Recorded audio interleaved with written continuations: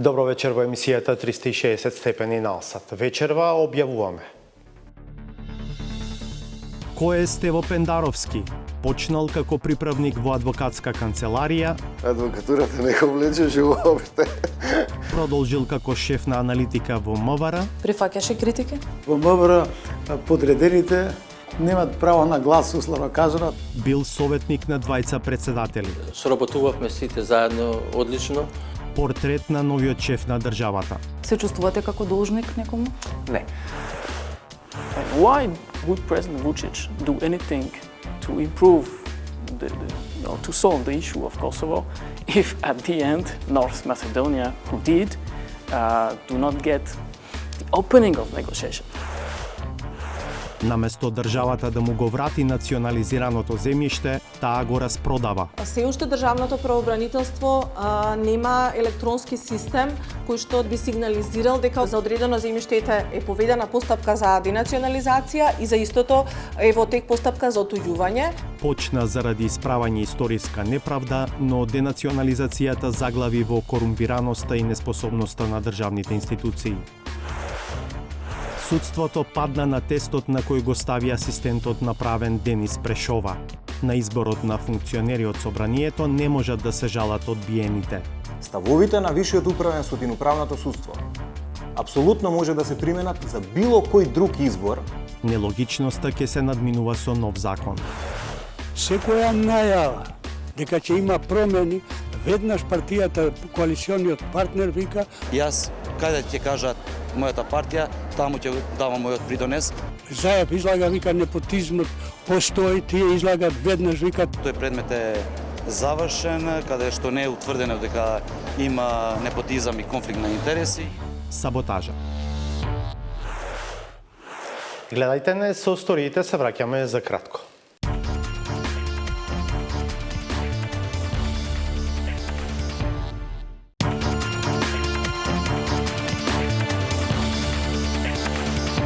Гледате 360 степени. Враќањето на имотот одземен во времето на претходниот социјалистички режим е една од мерките со кои во демократскиот систем требаше да се исправат неправдите од минатото. Процесот почна во 1998 година, а во 2012 владата на Никола Груевски објави негов успешен крај. 7 години подоцна илјадници предмети за денационализација се уште се шетаат по правните лавиринти во триаголникот комисии, државно правобранителство, управни судови. При тоа степенот на корупција може само да се насетува. Примерот што ќе го видите ги отсликува сите апсурди на системот, што пак може да се доведе во директна врска со растечката недоверба на граѓаните во институциите. Петар Клинчарски. Милко Калкус плаќа најам за државното земјоделско земјиште што го работи, а има свое кое веќе 2 децении не може да си го врати, токму од државата. Повеќе пати до сега, можда 4 или 5 пати, Комисијата за денационализација носи позитивни решенија за враќање на предметниот имот. Правобранителот го обжалува. Ми делува како добриот и лошиот. Поранешната влада на ВМРО ДПМН ја прогласи денационализацијата за успешна и завршена. Но во реалноста, крајот не се гледа. На ниво на сите подрачја во правобранителството во работа се 6540 предмети, а само за скопското подрачје во работа се 1636 предмети. И оваа влада најавува конечно решение. Кога? За сега нема проценки. Ова е замокот Крумперк изграден во 13-тиот век кај Горјуша, Словенија. Оставен е на забот на времето бидејќи како и други замоци па и манастири, е вратен со денационализација, а наследниците не можат да го одржуваат. Дури и со негативни последици Словенија го заврши процесот. Докаде е Северна Македонија, која во исто време ја напушти Југославија, се гледа низ примерите како на Милко Калкус. Тој бара назад 212 хектари во Илинден. Поднесовме барања за денационализација и сметавме дека тоа ќе оди за тоа што имавме аргументи, документи за купување на земјиште, акти за одземање. Мислевме дека се тоа ќе си оди нормално. Кога е поднесено првото барање? 2002 сите, 3 барања се и сите се поднесени 2002 година. Првиот конечен исход стигнал дури по 6 години. Висшиот управен суд донел решение за обештетување на движниот имот од бочви, буриња и мајсторски алат. За недвижниот имот нема завршница до ден денес, а во меѓувреме, општината Илинден почнува да продава парцели од земјиштето. После 2008, негде 2009-10 почнува некоја урбанизација, и сето, углавном, поголемиот дел од тоа земјиште што го побаруваме, станува градежна зона. Почнува да се продава, по парцели луѓе почнува да градат на него, ги обжалуваме урбанизациите на тие простори, ништо. Не можеме да успееме да го спречиме тоа. И сега во овој момент мислам дека околу 60 до 70% од бараниот имот е веќе распродан. На терен, на вистина се гради старски дом, фирми и населбата за млади брачни парови јака. Зошто се продава и развива земјиште што е предмет на денационализација? Не добивме шанса да го прашаме градоначалникот на општината Илинден, Жика Стојановски, и покрај неколкуте обиди. Вратите ни ги отворија од државното правобранителство, од каде постојано се жалат на решенијата на Комисијата за денационализација за враќање на недвижниот имот на Калкус. Од институцијата вела дека законските измени низ годините дозволуваат продажба на земјиште што е предмет на денационализација, за случаите почнати по 2003 година. За случајот на Калкус, кој од 2002 година, не сакаат да коментираат детали, бидејќи е предмет на судски спор. Како генерален принцип велат дека ако го добие спорот, ќе има право на заменско земјиште од ист вид или на доместок во вид на обврзници. Интерес е на државата и во насока на развивање на економијата. Ние сме пазарно ориентирано стопанство. Во таа насока, значи, треба да се има во предвид дека приоритетите, значи, државата ги конципира согласно современите текови, така што во моментот на донесување на законот за денационализација веројатно не се предвиделе сите проблеми со текот на самиот процес, дошло до известни промени со кои што државата интервенирала во законот и во таа смисла дозволила земјиштето да биде предмет на располагање. Да, исто така, нели, со законот за денационализација е предвидено во случај да не може да се врати истото земјиште, постои надомест. Значи се предвидува два начини на враќање на имот. Тоа не се работи за лични желби. За некој имот што е одземен пред кој знае колку десети години. Значи, заради тоа, заради овие проблематики, дека можно во тоа земјиште да се изградени или згради, станбени, комерцијални, не знаеме какви, затоа за тие случаи се предвидени надоместоци во вид на обврзници. Случајот на Калкус разоткрива и други недоследности и апсурди. Пред да го продава државното земјиште кое си го бара Калкус, општината Илинден морала да побара и да добие позитивно мислење токму од државното правобранителство. Доколку постои сознание кај нас дека има постапка за денационализација, ние апсолутно даваме негативно мислење. Тогаш, како е можно општината да продава од земјиштето, што предпоставува позитивно мислење од државното правобранителство, а во исто време правобранителството да знае дека тоа земјиште е предмет на денационализација. Предметите за кои што правобранителството дава мислења се заведуваат под посебен број и ознака, за разлика од предметите за денационализација, па доколку во однос на одредено решение за денационализација поведен спор, добиваме нова ознака. За жал, се уште државното правобранителство нема електронски систем кој што, да речам, евентуално по некој параметар би сигнализирал дека одредено земјиште, да речам, за одредено земјиште е поведена постапка за денационализација и за истото е во тек постапка за отуѓување, или пак, да речам, проблемот се усложнува и во поглед на тоа што сите предмети, значи, се распоредуваат кај различни правобранители. Државниот правобранител, но и Комисијата за денационализација се посочени од Народниот правобранител како кочничари на денационализацијата. Неажурност, неефикасност, нестручност се дел од квалификациите во извештаите на омбудсманот врз основа на представките од граѓаните. А тие не се малку. Од вкупно 75.414 представки на граѓани, поднесени до Народниот правобранител во изминативе 19 години, 4.923 или 6,5% се за имотно-правни односи, од кои најчесто за денационализација. На иста линија со омбудсманот е и поранешната антикорупционерка Вања Михајлова. Според неа, не се исполнува основната цел на законот – земјиштето да се врати на оригиналните собственици. Значи, тука штетата е двојна. Право, собствениците не може да го вратат имотот, и ако имат решение. Друго, оние кои што градат, кои што легално купиле, значи имот или добиле одобрение од државата, платиле комунали, изградиле објект, значи треба и нив да се обештети доколку собствениците инсистира да им се врати имотот. Според неа, клучно за процесот да заврши е политичката волја, но одложувањата кај неа будат сомнеш дека степенот на корупција во оваа област е многу голем.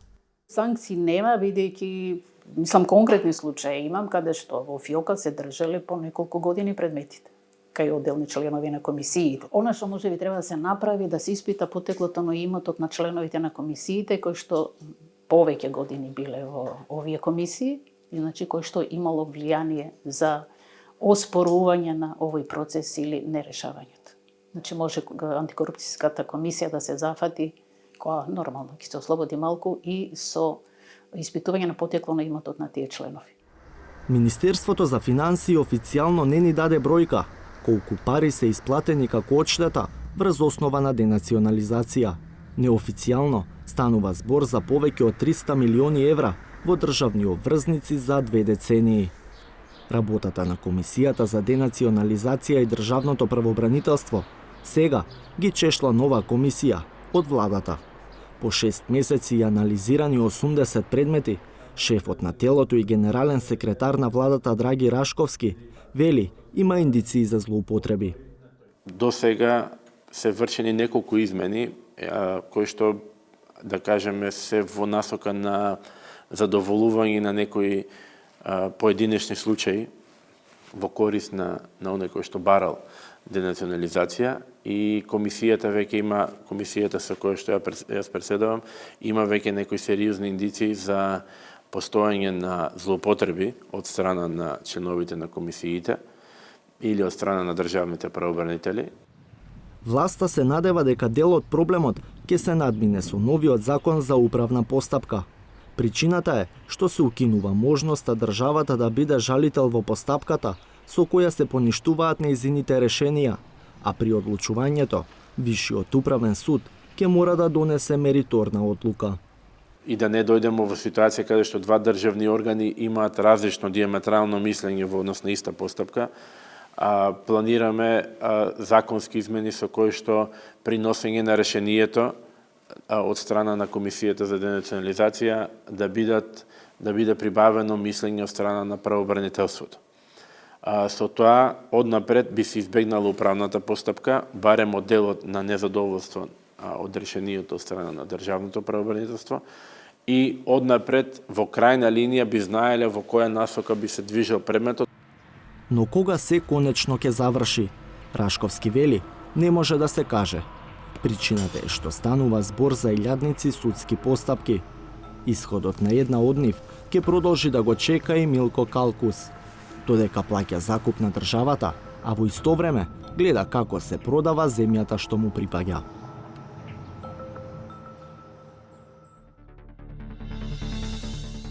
And why would President Vučić do anything to improve, to solve the issue of Kosovo, if at the end North Macedonia, who did, do not get the opening of negotiation?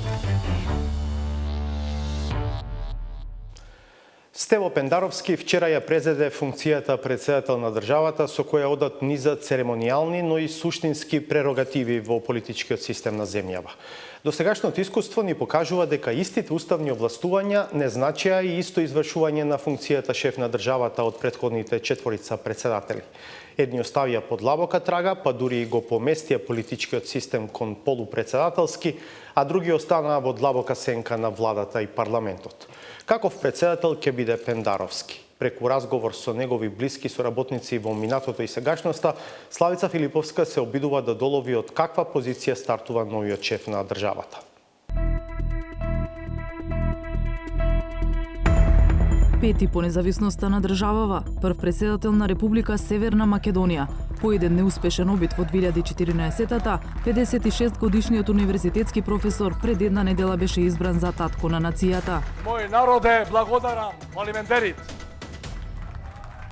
Роден е во Скопско Пајко Мало, растен во Чаир и Бутел 2, а до стапувањето на функцијата е жител на Автокоманда. Оженет е за професорката на стоматолошкиот факултет Елизабета Ѓорѓиевска и татко на 17-годишниот Огнен, и двајцата познати во јавноста од придружувањата во кампањата. Стево Пендаровски завршил основно образование во Кирил и Методи, а гимназијалските денови ги поминал во Цветан Димов. Дипломирал на правниот факултет, а докторирал на Институтот за социолошки и политичко-правни истражувања. По завршување на студиите 2 години работи во адвокатската канцеларија на Рафаел Черепналковски, каде приправничките чекори ги оди заедно со актуелниот заменик министер за правда. Сега да бидам искрена, ама Стево нема да ми се наљути, предпоставувам. Адвокатурата не го влечеше уопште. Кафаната Алтан во тоа време беше многу популарна и беше преку една врата од нашата канцеларија. И ни беше втор дом, со што повеќе бевме таму него во канцеларија, особено кога во тоа време шефот не ни беше тука и бегавме од канцеларија заедно. Галичките корени на фамилијата Пендаровски во одредени ситуации доаѓале до израз и кај младиот приправник. И понекогаш малку тврдоглав за некои работи, пошто тоа е вајда галичка некоја жица, мора малку да биде тврдоглав, уште од тоа време му остана, значи потполно исти. Не се смени Стево многу. Стево е многу малку сменет. Барем вака, не само физички, воопшто во своето однесување, во начинот на говор, во гестикулациите со телото, ето, потполно исто како 87-88 година. Вработувањето во МВР го доживеал како спас од адвокатурата. Станува дел од секторот за аналитика, каде меѓу другото се прават и безбедносни проценки. Во времето на министерувањето на Павле Трајанов добива унапредување во помошник министер и началник на секторот за аналитика, а ја извршува и функцијата портпарол. We had a classical ambush. Our police patrol was actually caught in ambush about 8 p.m. local time and Тој имаше деликатна позиција. Требаше да води сметка да не наруши конспиративноста, тајноста на информациите со кои што располага и воедно да презентира дел од тие информации на медиумите и тука мислам дека многу успешно ги балансираше тие работи. Прифаќаше критики? Знаете како е, во МВР подредените немат право на глас, условно кажано. Во 2001 Пендаровски станува советник за национална безбедност на председателот Борис Трајковски. Шеф на кабинет на Трајковски и соработник на Пендаровски од тоа време е екс-министерот за одбрана Зоран Јолевски. Во тоа време беше период на имплементација на Охридскиот договор. Имаше неколку мисии, едната беше на НАТО веднаш после конфликтот и Стево имаше перманентно контакти со представници на меѓународна заедница во Република Македонија и солидно се извршуваше работата. Во тој период исто така нормално секој функционирање на кабинет покрај следбите со председателот имавме и колегиум на кој што беа овие 6 клучни советници на председателот и Стево како советник за национална безбедност даваше соодветен придонес, соработувавме сите заедно одлично. По несреќата кај Мостар, Пендаровски станува шеф на Државната изборна комисија. Под негова палка се организирани вонредните председателски избори и референдумот за територијалната организација во 2004-та. По искуството во ДИК се враќа во председателскиот кабинет. овој пат како советник за безбедност, а подоцна и за надворешна политика на Бранко Црвенковски. Во 2014-та стигнува до председателски кандидат на СДСМ, а против кандидат му е Ѓорѓе Иванов. Почнуваат и директните ниски удари.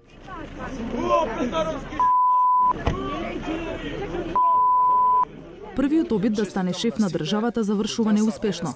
Останувам и понатаму активно ангажиран на страната на опозицијата, за да го бранам концептот во кој длабоко верувам. Но ставовите и програмата не ги менува ниту вториот пат на председателските избори годинава. Трите столба, ЕУ и НАТО интеграции, меѓуетничка кохезија и обединување, политичкиот советник на Пендаровски Александар Спасов му помогнал да ги преточи во програма и политички наратив во кампањата. Како започнуваше изборната кампања, така нормално дека се случува и кризи во и на некој начин немако емотивни кризи, но и измореност. Комуникацијата беше буквално 24 часа беше комуникацијата, особено последните денови од кампањата. Спасов го оценува Пендаровски како реалистичен, прагматичен и флексибилен човек и политичар. Негативните особини брзо зборува. Тоа беше битка, посебно во 2014, но тоа е лична карактеристика. Веројатно брзо зборува, во желба се да каже, понекогаш многу темпото го забрзува на зборување и може би слушателите се наоѓаат во ситуација да не може да ги пофаќаат сите работи што сака да ги каже во 5 минути. Меѓутоа мислам дека има значителна разлика од 2014 од 2019 година.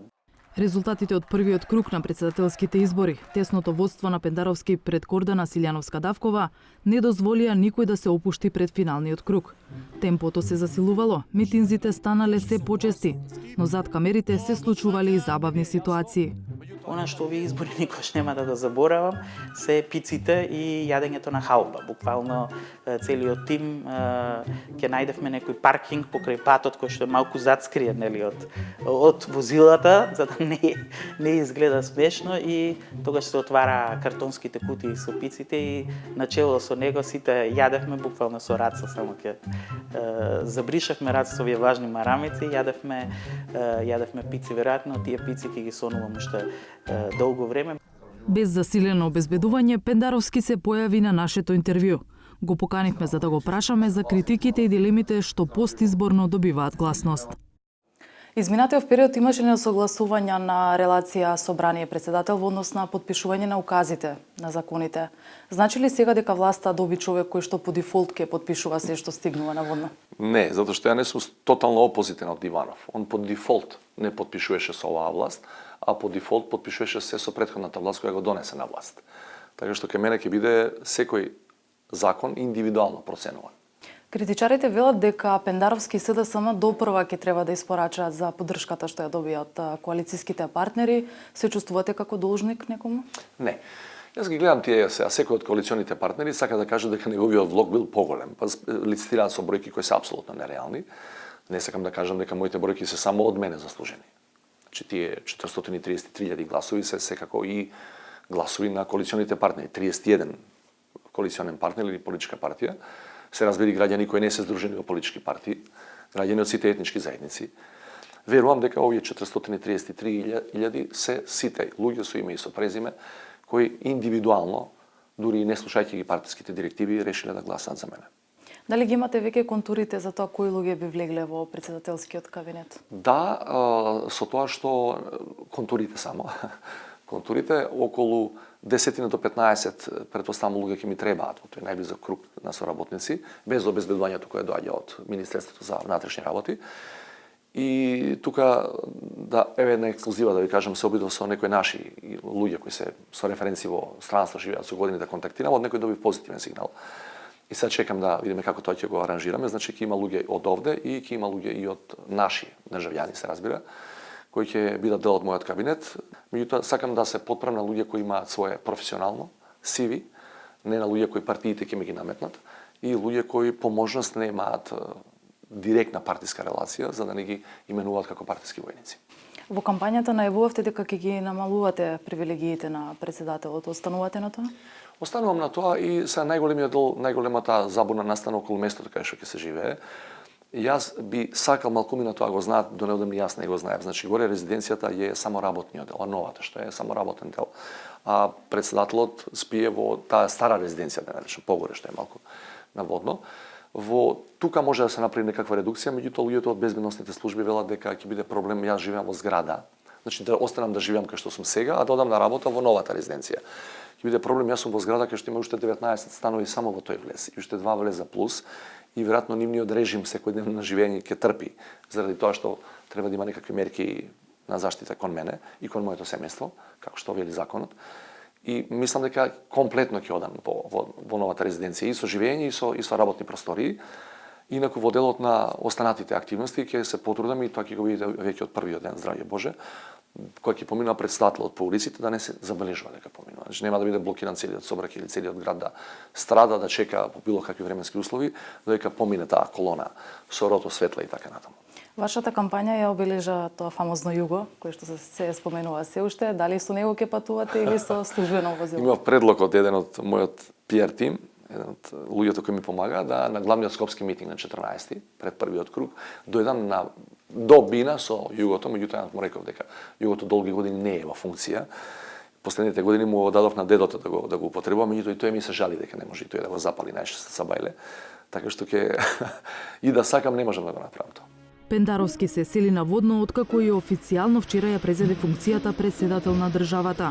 Изјавувам дека функцијата председател на Република Северна Македонија ќе ја вршам совесно и одговорно. Луѓето кои во различни периоди имале близок контакт со него му порачуваат. Само да не биде председател како што ни беше председателот овие 10 години. Тоа е другарски совет да си остане истиот, да не сплоти нас македонците, затоа што мислам дека е крајно време тоа да се случи. Да не прифаќа политички влијанија, притисоци, посебно да води сметка за интересите на државата. Мистево сигурно знае, Преслав Трајковски имаше зацртано во агендата. Тоа сите ние советници знаевме дека еден ден во месецот го издвојуваме за посета на председателот на некое место, населено место во Република Македонија. Се со цел да добие чувство за тоа што се случува меѓу народот, со цел да се биде успешен председател. Мора да се стави крај на омразата и да се обединиме околу тоа што е наш државен и стратешки интерес. И мислам дека доколку продолжи, сигурен сум дека ќе продолжи во таа насока, ќе остави навистина печат во историјата како успешен председател на нашата држава.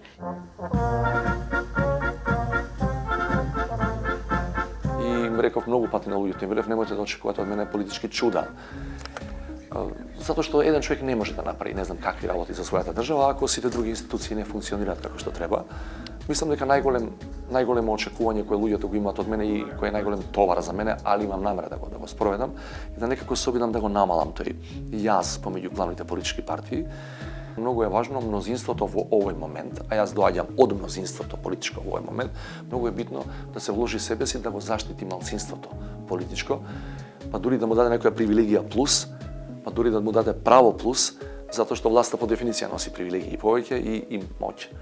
Значи, моја задача како председател на сите граѓани ќе биде да опозицијата ја кренам малку погоре и да ја консултирам прво неја за битните законски проекти, па потоа владините партии.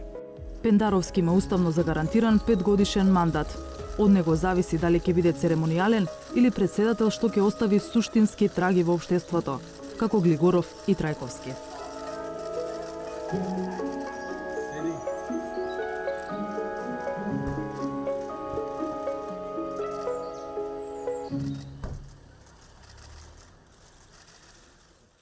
Продолжува лобирањето на владата во пресрет на јунскиот самит на Европската Унија, од кој земјава се надева на одлука за официјален почеток на преговорите за членство. Шефот на дипломатијата Никола Димитров денеска и утре во Берлин е на средби со членови на Бундестагот, без чие одобрување германската влада не може да се согласи со отворање преговори со Северна Македонија. Неизвестно останува и како ќе се постави францускиот претседател Емануел Макрон Токму француската позиција кон прашањето за проширувањето на ЕУ и отворањето преговори со земјава е тема на краткото интервју на Владимир Мирчевски со Лоис Трегурес, професор на Католичкиот институт во Париз, експерт за Балканот. Why is France so restrained towards future enlargements, having in mind that Western Balkans is of strategic interest of the European Union? Well, it's true that after Sofia's speech, President Macron made very clear that enlargement will not take place anytime soon because he thinks that the EU has to reform itself first. So first of all, I would say it's a message to Germany to push for internal reform. It has barely anything to do with the Balkans themselves and what each country can do or can not do in terms of merit, in terms of reforms. So that's the main point, basically. And the second one is that enlargement, EU integration, is very unpopular in the public opinion in the West and especially in France. So he also fears that pushing enlargement might backfire at home, which is, in my mind, not true, but still, this is the position he has, and he made clear about this. If North Macedonia doesn't get date for start of accession talks this June, then what kind of message European Union will send to the other countries in the region that have open disputes between them, let's say like Serbia and Kosovo, when the ones who solve these problems with their neighbors are not rewarded for their effort?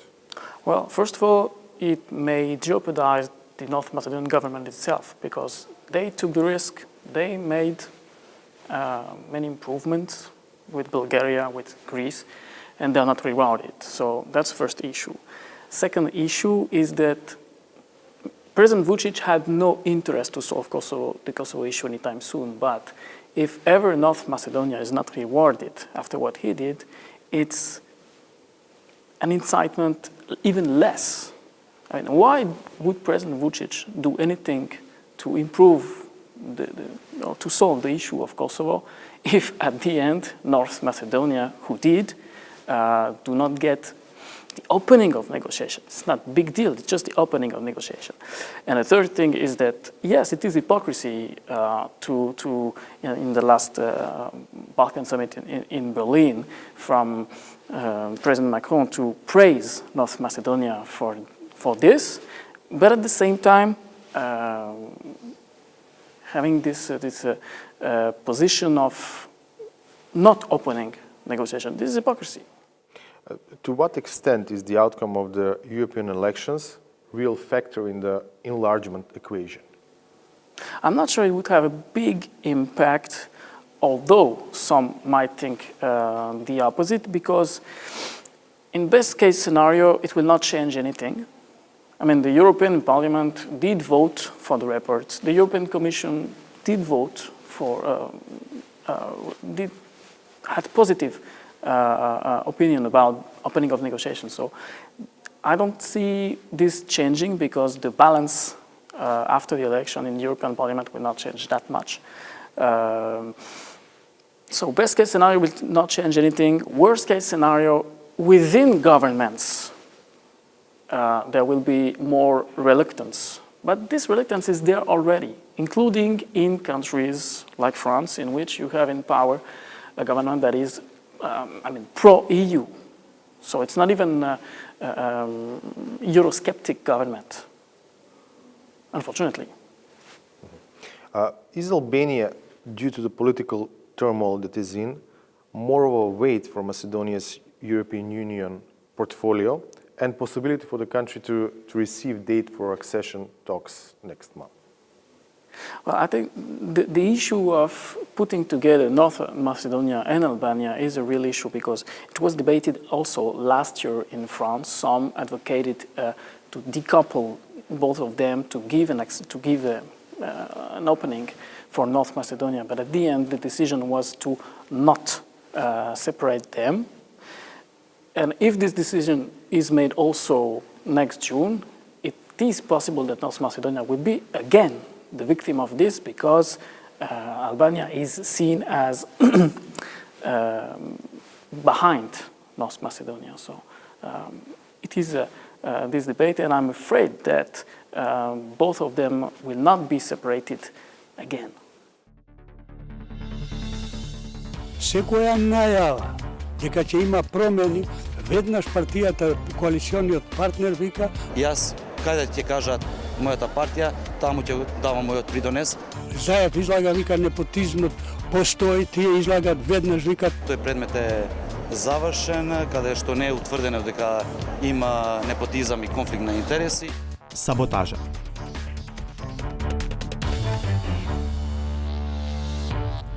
Ако собранието избере функционер што не ги исполнува законските услови или ако за истото место на оглас биле пријавени подобри кандидати, нема процедура во која неизбраните кандидати може да се жалат. Таа можност ја имаат само тој што избира, собранието и тој што е избран. Колку и да звучи нелогично, ова е заклучокот до кој дошол асистентот на правниот факултет Јустинијан I Денис Прешова, тестирајќи го управното судство за изборот на вонсудски членови на судскиот совет. Подетално од Никола Здравковиќ. Помина речиси 2 години од објавувањето на вториот извештај на Прибе. Покрај многуте забелешки, во него имаше критика дека на местата во судскиот совет резервирани за истакнати правници и понатаму седати судии. Венецијанската комисија го критикуваше преовладувачкиот број на судии во судскиот совет како создавање ризик од корпоративизам. Актуелната власт го прецизираше законот за судскиот совет, за да не може под терминот истакнат правник, собранието повторно да избира судии. Но претходно избрани судии под превезот истакнати правници останаа членови на судскиот совет до крајот на мандатот. Но приказната сепак не завршува тука. Причината е што функцијата на дел од актуелните членови на судскиот совет стана предмет на едно интересно активистичко истражување, чии сознанија водат до апсурдна ситуација. Правниот факултет Јустинијан I е дом на околу 80 научни работници, меѓу кои асистентот по уставно право и политички систем Денис Прешова. Својот институционален експеримент тој го спроведе со тоа што иницираше и помогна дел од неизбраните кандидати за членови на судскиот совет да поведат управен спор поради тоа што на нивно место се избрани судии. Се надевавме дека по промената на власта и притисокот врз судството дека ќе успееме некако да издействуваме самите судии да почнат да ги расчистуваат проблематичните аспекти во администрирањето, односно управувањето со судството. Во тужбите до управниот суд се бара да се прогласи за ништовен изборот на Лидија Каначковиќ и Виолета Богоеска, бидејќи во 2013 година се избрани како истакнати правници, иако во моментот на избор едната е судијка во Висшиот управен суд, а другата судијка во управниот суд. Главниот аргумент за тужбите се бара во разликата што се прави во уставот и во законот за судскиот совет меѓу така наречените судиски и несудиски членови на судскиот совет. Додека судските членови ги избираат самите судии, за несудските уставот регулира дека Членовите на советот што ги избира собранието, односно што ги предлага председателот, се од редот на универзитетските професори по право, адвокати и други истакнати правници. Управниот суд носи одлука за само 8 дена. Во решението се вели дека законот за управни спорови дозволува спорење на постапка на избор, именување и разрешување носители на јавни функции. Но судот ја отфрла тужбата како недозволена, бидејќи во законот според кој се избираат членовите на судскиот совет немало таква одредба. Оваа законска одредба дава само можност доколку во материјалниот закон, Законот за судскиот совет на Република Македонија е предвидено право за поведување управен спор во врска со изборот и разрешувањето. На ваквата одлука следува жалба до Висшиот управен суд. Спротивно на понискиот, повисокиот суд смета дека за именувањата може да се води управен спор, но исклучиво тоа право може да го користи органот што го донел актот и тоа по службена должност или по предлог на странката за која се однесува тој управен акт. Со други зборови, Висшиот управен суд вели дека може да се жалат собранието или оние што се избрани од собранието, но не и оние што е логично да имаат интерес да се жалат, неизбраните кандидати. Со ваквиот пристап на Висшиот управен суд, проблемот се мултиплицира, бидејќи собранието избира и многу други функционери. Иако тужбата се однесува за одлуки за избор на членови на судски совет, ставовите на Висшиот управен суд и на управното судство апсолутно може да се применат за било кој друг избор, не само во судскиот совет, за било кој друго тело или јавен функционер кој го избира собранието. Сомнежи за избор направен од собранието на функционер без соодветни квалификации имало во повеќе наврати. Например, кога Силвана Бонева беше предложена за член на Државната изборна комисија, СДСМ бараше таа јавно да ја покаже дипломата за завршено високо образование, што е законски услов. До нејзиниот избор тоа не се случи, а не е познато и дали СДСМ се обиде да дојде до правна завршница. Со оглед на цитираното решение од Висшиот управен суд, кое вели дека изборот на функционери од собранието не може да биде обжален од тие што не биле избрани, макар изборот бил противзаконски, 360 степени се обрати до Министерството за правда. Оттаму ни одговорија дека законската празнина е воочена од поодамна и дека во новиот закон за управни спорови, кој чека потпис од шефот на државата, проблемот е решен. Сосема поинаку е уредено правото на заштита во однос на актите на избор и именување на носители на јавни функции, и тоа не само од страна на собранието, туку и од сите други носители на јавни функции и државни органи во најширока смисла на зборот. Право на судска заштита има секој што има правен интерес од конкретен конечен управен акт, што дефинитивно ги вклучува и неизбраните лица. Земјава не е првата во регионот која се соочува со оваква дилема. Пред неколку години, речиси идентичен случај имаше и во соседна Србија. Земја чиј устав и закон се споредливи во конкретната област. И таму понискиот управен суд одбил тужба на кандидат за јавна функција. Во нивниот случај Комисија за заштита на конкуренцијата. По жалбата, Врховниот касацијски суд пресудил дека Одлуката на Народното собрание на Република Србија представува конечен поединечен акт чија законитост подлежи на преиспитување пред суд и во управен спор, бидејќи во овој случај законот не предвидува друга судска заштита. Токму примерот од Србија, вели Прешова, покажува дека решението не секогаш е само во законската регулатива. За реформите во судството не се доволни само законските измени и реформа на правната рамка. За такво нешто многу одамна говориме дека е потребно промена и на правната култура на судскиот менталитет. Јавното изложување и тестирање на дел од судските решенија е начинот на кој асистентот на правниот факултет смета дека може да се влијае на правната култура и менталитет. Бидејќи судството не треба да биде отчетно и одговорно само пред судскиот совет, туку и пред стручната и пошироката јавност. Бидете налсад, по уште една пауза е саботажата.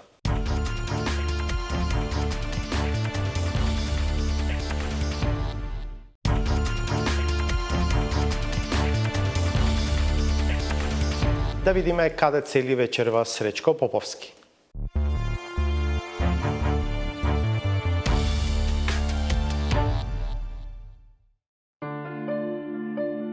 Оценувањето на интелигенцијата на граѓаните е можно само во општества во кој нивото на свест е толку ниско што никој повеќе не владее со елементарна логика од која не може да се извлечат неспорни заклучоци за нечие континуирано и очекувано поведение. Секоја најава дека ќе има промени, веднаш партијата, коалициониот партнер вика Јас, каде ќе кажат мојата партија, таму ќе давам мојот придонес.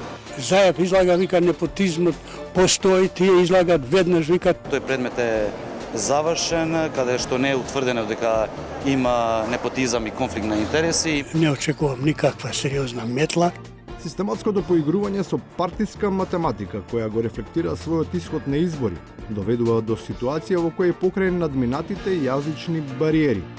Во реториката на говорниците јасно се отчитува надменост, која не може да биде докажана, но ги отсликува наизглед демантираните очекувања да се одданочи сметката, која никогаш нема да се дознае дали воопшто била дел од прометот. Сметаме дека сме пресудни, одлучувачки фактор во неговата победа и нема што да испорачуваме фактури на нашиот кандидат кој што ги победи овие избори. Раскошот во фрлање чифтиње оди до таму што одговорните за санација на констатираните системски слабости ги оправдуваат неговите очигледни девијации на тој начин што јавно фрлаат анатема врз оние кои не сносат никаква вина, само за да ги замаскираат проблемите кои ги предизвикува нечи туѓ јуристички и оперативен аматеризам. Последните информации од Интерпол на Македонија мисле дека седиштето на Интерпол одбива да ја објави потерницата. Тие се уште вршат некакви испитувања за тоа дали потерницата ги исполнува критериумите за објавувањето на интернет. Што значи ова дека ви имате некоја грешка при пресмешувањето на потерницата? Не.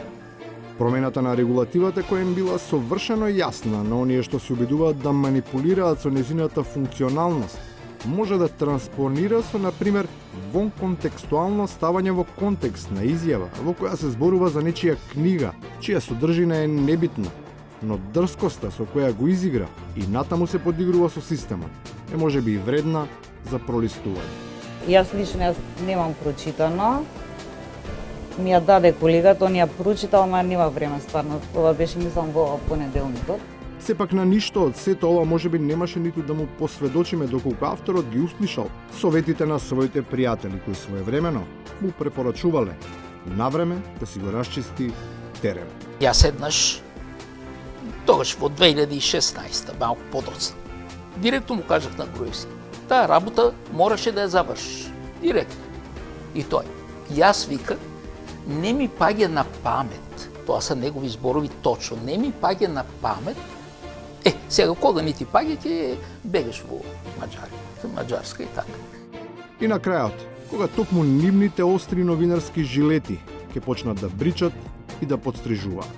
Прво Пендаровски, ако му кажете Република Македонија, му се крела косата. Така на Бербер го мотивираат за подобро да. Маđарска нема море, ама во Македонија има своја медиумска морнарица, која никако не успева да исплива од дното.